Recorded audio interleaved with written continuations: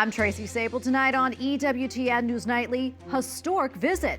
President Trump heads to the Department of Justice amid the administration's efforts to find peace in Ukraine and the Middle East. Final countdown. Time is running out for the Senate to approve a bill that funds the government. We have the latest from Capitol Hill. Prayers for the Holy Father. A mass for the health of Pope Francis as he marks 1 month in a Rome hospital. And beautiful habits. Learn more about an amazing event recognizing Catholic religious sisters. These stories and more tonight. From EWTN, the Global Catholic Network, this is EWTN News Nightly. Thank you for being with us. Our top story tonight on Capitol Hill. Right now, Senate lawmakers are voting on the Republican-backed government funding bill recently passed by the House. It is a bill to keep the government open until the end of September. But the other big story is the fallout and infighting taking place between Democrats in both the House and the Senate.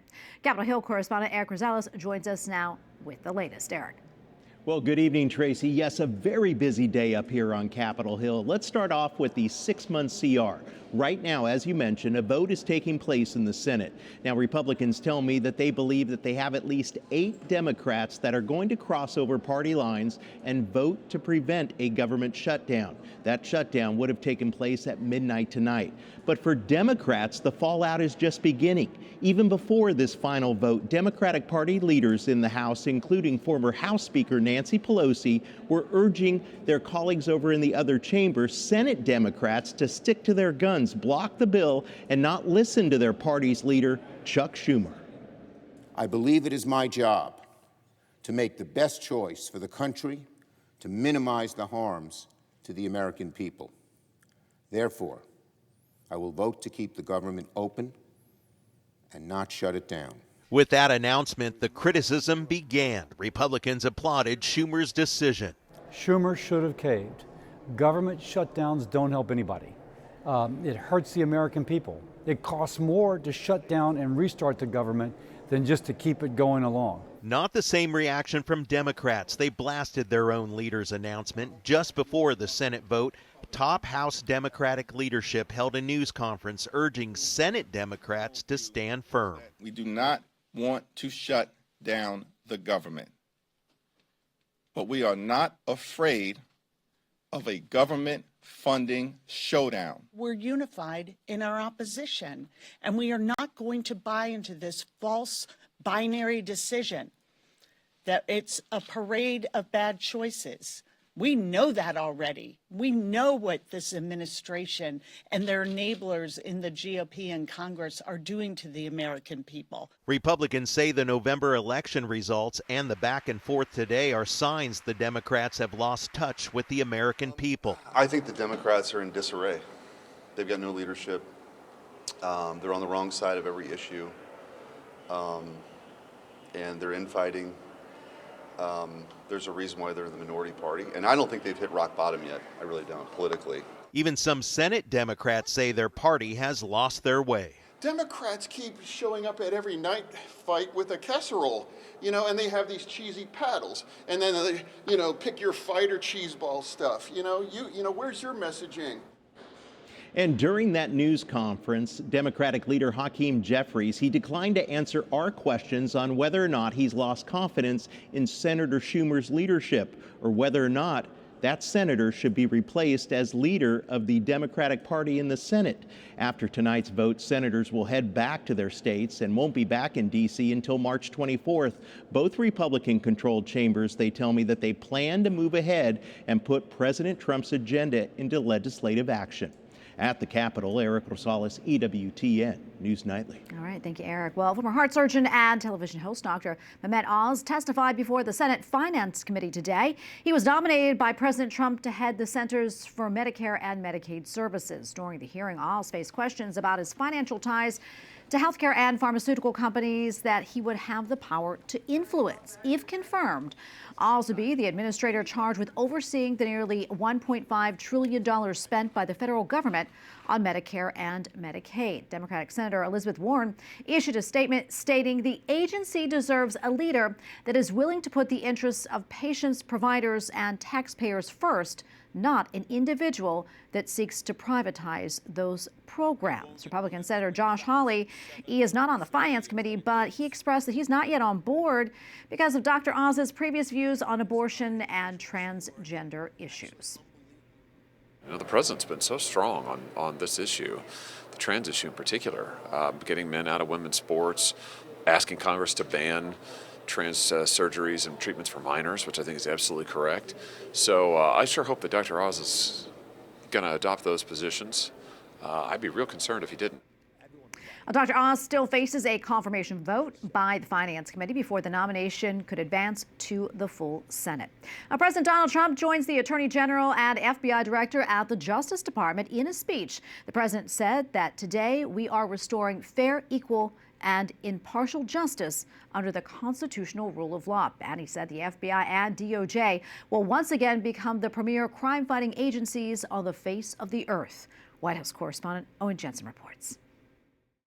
Tracy, President Donald Trump criticized the Justice Department when he was facing 2 federal prosecutions during the Biden administration. Of course, those prosecutions have since been dropped. And today, the president revealing his vision for how the agency should operate. President Donald Trump makes a statement at the Justice Department. But as we begin a proud new chapter in the chronicles of American justice, this really is something. We're turning the page on 4 long years of corruption, weaponization, and surrender to violent criminals. They dropped charges against Antifa and Hamas supporters while labeling traditional Catholics as domestic terrorists. The Catholics. The president was joined by families who suffered loss from the deadly drug fentanyl and angel moms who lost children at the hands of illegal immigrants. The last administration presided over the worst increase in violent crime in our country in many, many decades. We had levels of violence and crime, and a lot of it had to do with the illegal immigrants that came in. Earlier, Press Secretary Caroline Leavitt told us she blames 4 years of the Biden administration. We unfortunately saw a Department of Justice that was weaponized against Americans for their political ideologies. It was not focused on fighting violent crime and restoring law and order and public safety. But Democrats respond, writing ahead of Trump's visit. Today, President Trump will claim he is working hard to restore law and order in the United States, while he actively and blatantly violates the law, undermines the U.S. Constitution in countless ways, and attacks the men and women who patriotically serve their country in the Department of Justice. Earlier this year, the Trump Justice Department announced it would end the weaponization of the FACE Act against pro-lifers. That law put some pro-lifers behind bars. And when President Trump came into office, he pardoned those pro-lifers. At the White House, Owen Jensen, EWTN News Nightly. Canada officially has a new prime minister. Mark Carney was sworn in today and already has a lot on his plate. The former central banker inherits the office during a trade war with the U.S. and an expected federal election.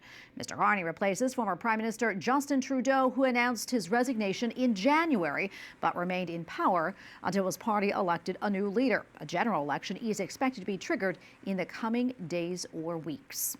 All right, for more, let's bring in Brian Dykema. He is the president of Cardis in Canada. That is a nonpartisan think tank dedicated to clarifying and strengthening through research and dialogue the ways in which society's institutions can work together for the common good. Brian, good to be with you. As you know, Mark Carney was raised Catholic and has remained committed to the faith throughout his adult life. Back in 2015, during the period that he served as governor of the Bank of England, he was named Britain's most influential Catholic by Tablet, which is a progressive UK Catholic newspaper.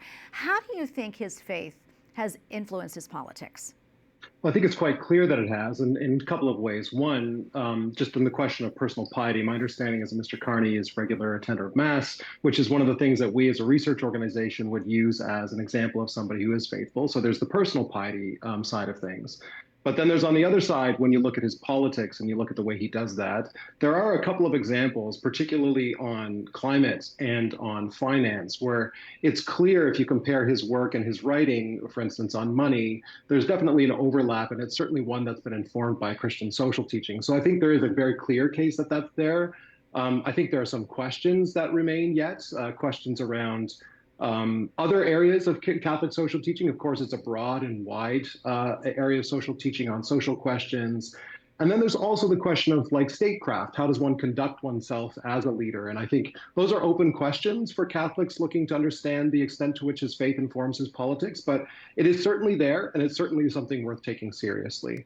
And I kind of want to jump off that, Brian. Despite his reported commitment to his Catholic faith and his publicly stated admiration for Pope Francis, who, as we know, has repeatedly condemned abortion throughout his pontificate, he really is, Carney that is, a big supporter of abortion. How do you think Catholics view him in that light?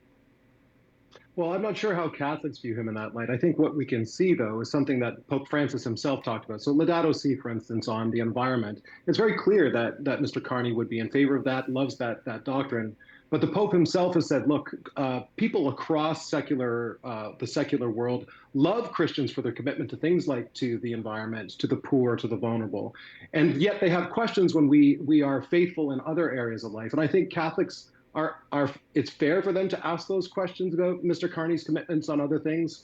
And I would say not just on questions related to abortion or other areas of life. Canada has a regime that is perhaps one of the worst in terms of euthanasia in the world. We still don't know his position on that. It's certainly something that would be out of line with Catholic teaching and on very basic thing, and something that applies not just to the aged or the unborn, but to the very vulnerable, including the disabled in the Canadian society. And so those are real questions, and I think those are questions that not only Catholics, but the rest of Canadian society should be asking of Mr. Carney, and that Mr. Carney should be asking of himself. To what extent is my commitment to the Catholic faith being made manifest in my policies? And I think if he were looking for a place to start, he could start with Canada's quote-unquote MAID regime. And I think that many Canadians, religious and non-religious, are concerned about that. And I think for him, that would be a good place to start to establish that connection there. Well, we'll see what comes of it. All right, Brian, thank you so much. We appreciate your time. God bless. My pleasure. Thanks for having me. All right, now to the Middle East, where Hamas says that it has accepted a proposal to release a U.S.-Israeli hostage and 4 bodies. The Israeli Prime Minister's office is casting doubt on the offer, accusing Hamas of trying to manipulate talks on the next stage of the ceasefire, that is. Hamas has not said when the hostage and the bodies will be released or what it expects in return. In a statement, the White House criticized Hamas, saying in part, quote, "Unfortunately, Hamas has chosen to respond by publicly claiming flexibility while privately making demands that are entirely impractical without a permanent ceasefire." And we have a lot more still to come here on EWTN News Nightly, including a faithful perspective. Recent commentary looks at the war in Ukraine from a Catholic understanding. We speak with the author.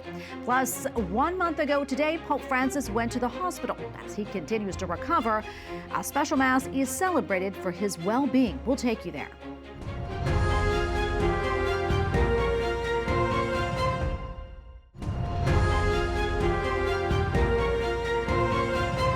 U.S. Special Envoy Steve Witkoff met with Russian President Vladimir Putin over the American proposal for a 30-day ceasefire in Ukraine. Putin says that he supports a truce in principle, but set out issues to be addressed before he signs it. Later, President Trump said on social media that there is a very good chance that, quote, horrible, bloody war can finally come to an end. Our recent commentary piece examines the diplomatic efforts to end the war in Ukraine from a Catholic perspective.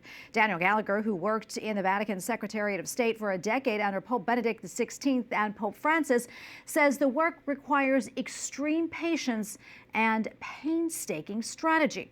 Writing for the National Catholic Register, Gallagher also says in part, quote, although the Church offers her teaching and above all her prayers to bring this bloody war to an end, she would never ultimately claim to have the practical answers to do so. Consequently, there is room for disagreement over the path most conducive to peace. Gallagher also quotes Henry Kissinger, a prominent 20th century diplomat who once said, quote, it is barely conceivable that there are people who like war. And today we are happy to have Daniel Gallagher on our show. He is a lecturer in literature and philosophy at Ralston College in Savannah, Georgia. Dan, great to be with you. So tell us, why was it important for you to write this piece?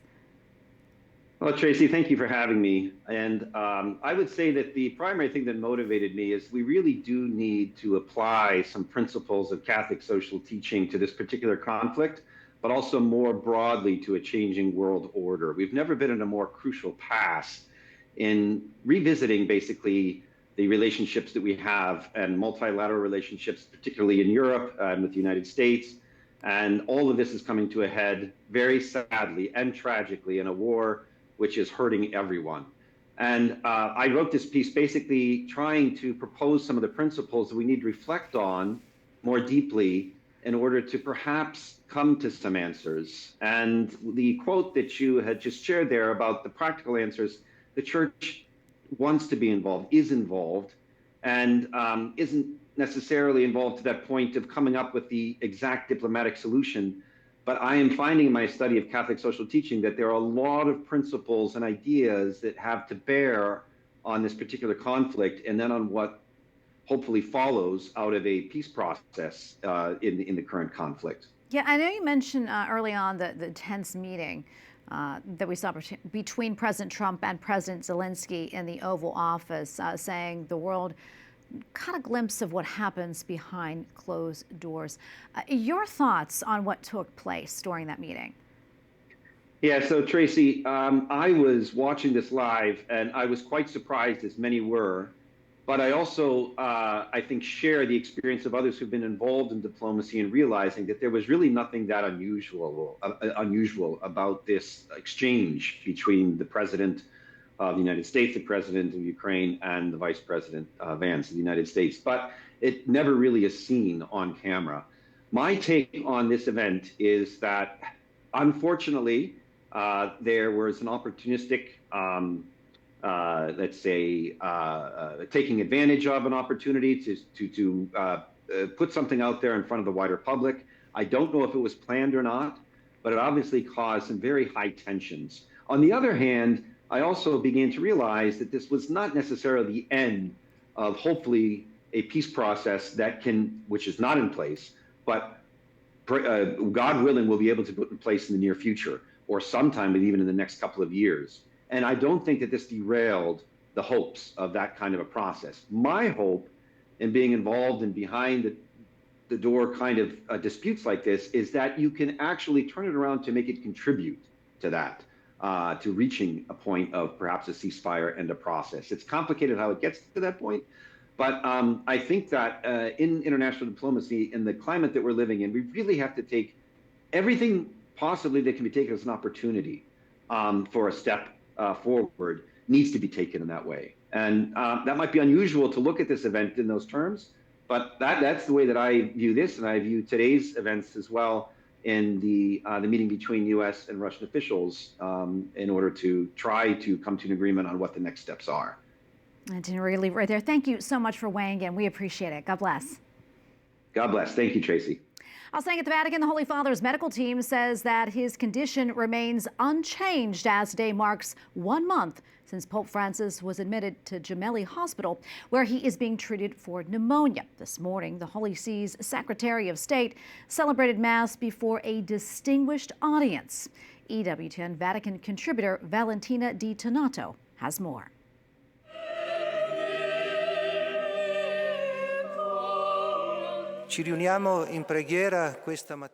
We gather in prayer this morning for the intention of the Holy Father's health, that he may recover and return soon among us. Today marks 1 month since Pope Francis was hospitalized in Rome for double pneumonia. For the occasion, Cardinal Secretary of State Pietro Parolin celebrated Mass this morning in the Apostolic Palace in the Vatican. The Holy Mass was requested by the ambassadors and members of the diplomatic corps accredited to the Holy See, inviting everyone to continue praying for the Pope's health. In his homily, Cardinal Parolin reflected on the essence and purpose of prayer, which Pope Francis has repeatedly asked for during his 12-year-long pontificate. The best way to present our prayers to God is above all, to offer a heart, our own heart, open and attentive to his word. This is the key that opens the Lord's heart, a sincere listening to his word. Addressing the diplomatic corps, the cardinal then emphasized that peace requires us to disarm our language in order to quell the hate that can arise in the human heart, echoing today's gospel, which warns against anger. The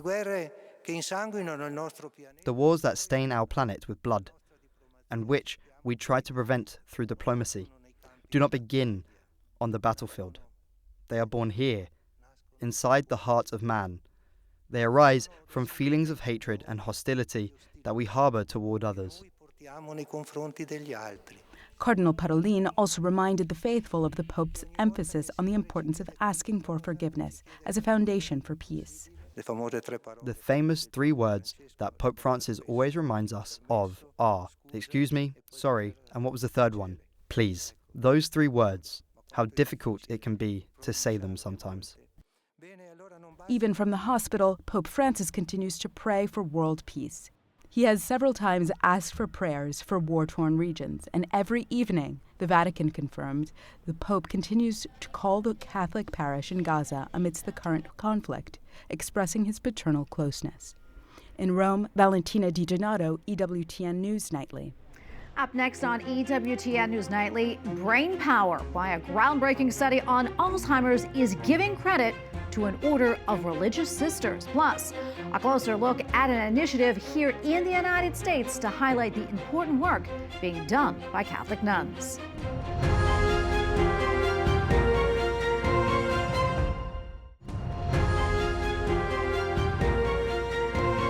Researchers are handling a decades-long study on Alzheimer's and dementia, and the findings are thanks in large part to contributions from religious sisters. A so-called nun study was launched in 1986. Since then, hundreds of members of the School Sisters of Notre Dame donated their brains posthumously for study. They include members of the order in Milwaukee, St. Louis, Manakato, Minnesota, Wilton, Connecticut, and Baltimore.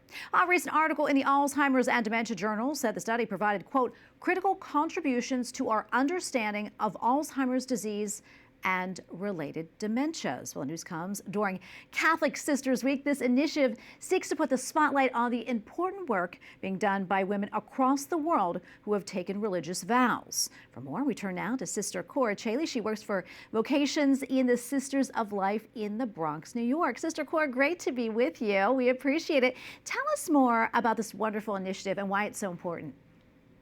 It's so good to be with you, Tracy. Thank you so much for having me. And, you know, it's so good to just be able to celebrate life and to celebrate vocation and what the Lord is asking. And yes, I'm a sister of life. So we love to celebrate life. We love to uphold the dignity of each human person. So we're so grateful to be with you to celebrate Catholic Sisters Week. Yeah, and we are so thankful for all that you all do. Tell us, how did you all celebrate, you know, Catholic Sisters Week? You know, we love a good celebration, and, you know, we love our community life. So we love just being together, upholding each other, and of course, prayer. So upholding and just celebrating and enjoying, and we're looking forward to the solemnities coming up this week. So we have more celebrations to come, but I think the big thing is community and just upholding each other and each sister in community as bride of Christ, each of us just bride of Christ, and her love of the Lord and how she radiates his divinity. Each of us is a spark of the divine. So we're just grateful to be able to do that and to celebrate with you. Yeah, and we mentioned that you work in Vocations for the Sisters of Life. Yes. So tell us, you know, what you are seeing in terms of who is being drawn to the vocation and, you know, to consecrated life as a religious sister. Yes. It is an incredible gift and privilege to work in Vocations, just to be there to really minister to those and serve those women asking deeper questions about life and love, and particularly their hearts, what is on their hearts, and the Lord drawing them to himself. So it's a very sacred space to be in, and I'm just there with them to catch them, to uphold them, and to really guide them in discernment and prayer. So it's an incredible privilege, and we're seeing women from across the country and also other countries just reaching out because they've really received a particular grace that the Lord is drawing them closer to himself, and it's an incredible gift to witness. Oh, Sister Cora, that is wonderful. We're almost out of time, but I quickly want to ask you this.